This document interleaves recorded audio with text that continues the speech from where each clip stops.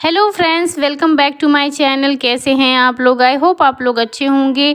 और मैं फिर से हाजिर हो चुकी हूँ एक यूनिक वीडियो के साथ, जो कि आपके बहुत काम आएंगे, साथ ही साथ आपको बहुत ज़्यादा पसंद भी आएंगे। तो चलिए फटाफट वीडियो को शुरू करते हैं।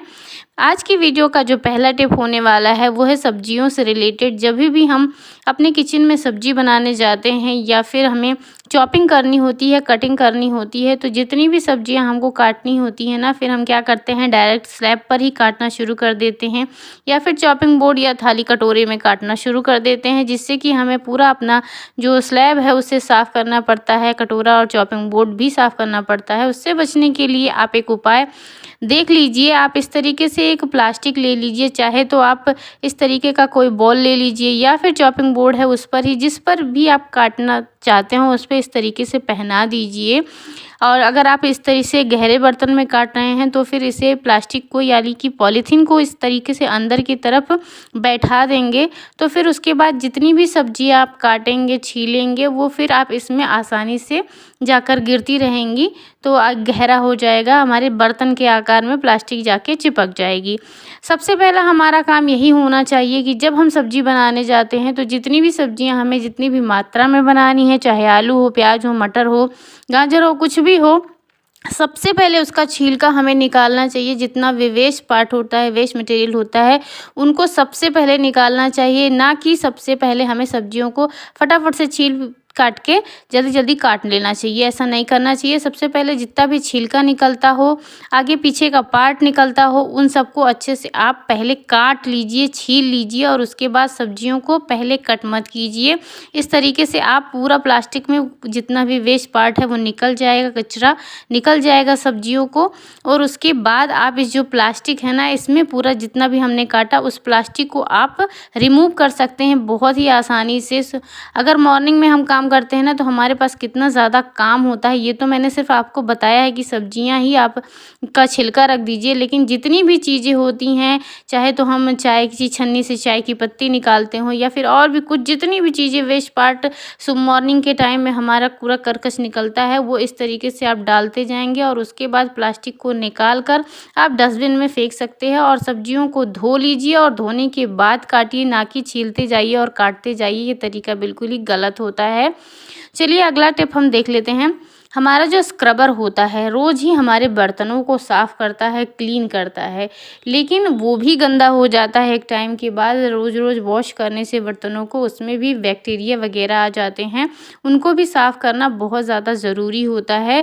तो आज हम इसको क्लीन करेंगे और वो किस तरीके से कर सकते हैं वो मैं तरीका आपके साथ शेयर कर रही हूँ। हमने यहाँ पे एक बर्तन ले लिया है जो कि थोड़ा सा गहरा है और उसमें हम यहाँ पे गर्म पानी डालेंगे। पानी थोड़ा सा गर्म होगा तो जितनी भी गंदगी होगी ना, और जितना भी मैल वगैरह और बैक्टीरिया वगैरह होगी, वो फूल के बाहर आ जाएगी और हमारा जो स्क्रबर होगा वो अच्छे से क्लीन हो जाएगा। तो हमने यहाँ पे गर्म पानी लिया और उसके बाद जितनी स्क्रबर मैं यूज़ करती हूँ उन्हें उसमें डिप कर दिया। और फिर उसके बाद हम एक चीज़ इसमें और डालेंगे जिससे कि हमारा जो क्लीनिंग है वो और अच्छे से हो सकता है। तो यहाँ मैंने 1 चम्मच सोडा डाल दिया है। सोडा क्या होता है ना, जैसे इसमें बबल बनते हैं और सोडा काफ़ी अच्छा क्लीनिंग का भी काम करता है। हम क्लीनिंग पर्पज़ पे इसे यूज़ करते हैं। तो यहाँ पे मैंने 1 चम्मच सोडा डाल दिया है। आप चाहे तो 5-10 मिनट के लिए इसे छोड़ भी सकते हैं, जिससे कि मैल, अगर डस्ट है, थोड़ा सा बैक्टीरिया, गंदगी ज़्यादा है, तो वो अच्छे से फूल जाएगी। और उसके बाद मल के हाथों से अच्छे से आप अपने स्क्रबर को पहले तो अच्छे से निचोड़ के, थोड़ा सा जैसे हम कोई चीज़ धुलते हैं ना, उस तरीके से आप दबा के इसको अच्छे से वॉश कर लीजिए। पानी से भी नहीं धोना है, पहले इसी से आप अच्छे से इसे मल के धो लीजिए और उसके बाद आप इसे अच्छे पानी से, मतलब साफ़ पानी से इसे वॉश करिएगा। पहले आप जितना इसे धो सकते हैं उसे धो लीजिए, फिर इसके बाद इसे ठीक से पानी में ले जाके वॉश कर लीजिए। मैं आपको दिखाती हूँ कि जो हमने अभी वॉश किया है, इससे पानी कितना ज़्यादा गंदा हो गया है।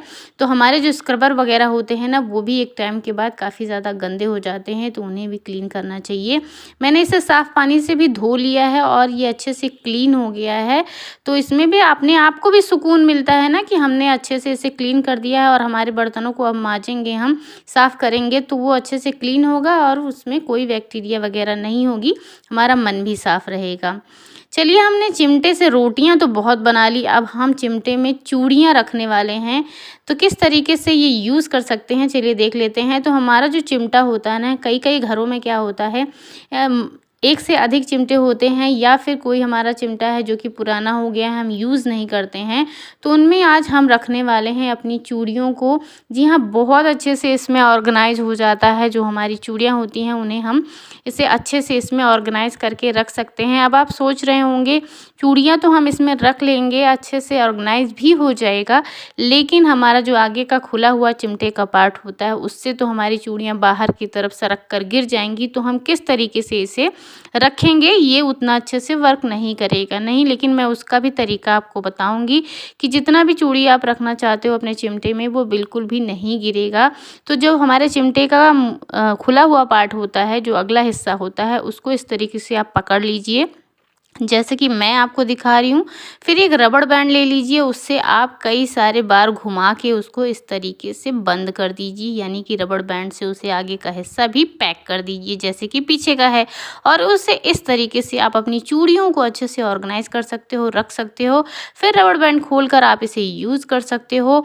आप चाहो तो इन चूड़ियों को कहीं हैंग भी कर सकते हो या फिर कहीं भी रख सकते हो।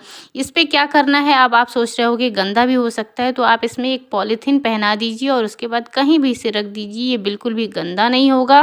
साथ ही साथ ये अच्छे से ऑर्गेनाइज हो गया है और हमारे चिमटे का भी यूज हो गया है। देखिए, मैं इसे आपको हैंग करके भी दिखा देती हूँ, कितना ज़्यादा सुंदर और कितना ज़्यादा खूबसूरत लग रहा है।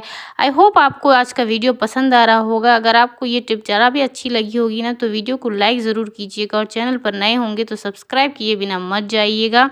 अगला जो हमारा तरीका है, टिप है यानी ट्रिक है, वो हमारी जो डायरीज़ होती हैं, हम अपना हिसाब किताब उसमें लिखते हैं, घर के बिल वगैरह हम उसमें रखते हैं, लिखते हैं कहीं, तो हम पन्ना ढूंढने लगते हैं तो हमें नहीं मिलता है, काफ़ी उसमें टाइम लग जाता है और हमें काफ़ी जल्दी होती है। तो उसका एक तरीका होता है कि आपको ढूंढना ना पड़े किस पेज पे आपने क्या लिखा हुआ है। उसके लिए जिस भी पेन से आप अपने हिसाब को लिखते हैं, अपना जो आप मंथली चीज़ें लिखते हैं, तो उसको लिखने के लिए हमारा हाउसवाइफ के पास क्या होता है ना कि हम पेन को का जो कैप होता है ऊपर का हिस्सा, उस डायरी में उस पेज के पास इस तरीके से फंसा देंगे। इससे होगा ये कि जो पेज हमें लिखना होता है, जहाँ पर अपना हिसाब हम लिखते हैं, वो पेज तो हमें आसानी से मिल जाएगा, साथ ही साथ उसमें पेन भी लगा हुआ रहेगा। तो फिर सिर्फ हमें पेन निकाल के फटाफट से लिख लेना होगा और फिर हमें उसे ढूंढना भी नहीं पड़ेगा, ना ही पेज को ना ही पेन को। अक्सर देखा जाता है कि जहाँ पर भी हम अपनी चीनी का कंटेनर रखते हैं, चीनी का डब्बा रखते हैं ना, वहाँ पर आसपास में बहुत सारी चींटियाँ लगने लगती हैं। कभी कभी तो डब्बे के अंदर ही घुस जाती हैं, तो हमें बहुत ज़्यादा प्रॉब्लम का सामना करना पड़ता है। इससे बचने के लिए हम यहाँ पे लौंग की 10-12 कलियाँ ले लेंगे और उन लौंग को हम चीनी के अंदर डाल देंगे, चीनी में अच्छे से मिक्स कर देंगे।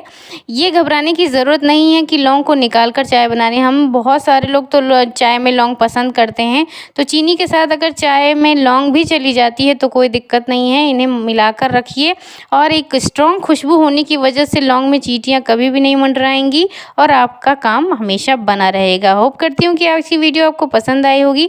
ज़रा भी अच्छी लगी होगी तो लाइक शेयर कमेंट कीजिएगा और चैनल पर नए होंगे सब्सक्राइब ज़रूर कीजिएगा। मिलती हूँ नेक्स्ट वीडियो में, तब तक के लिए बाय बाय।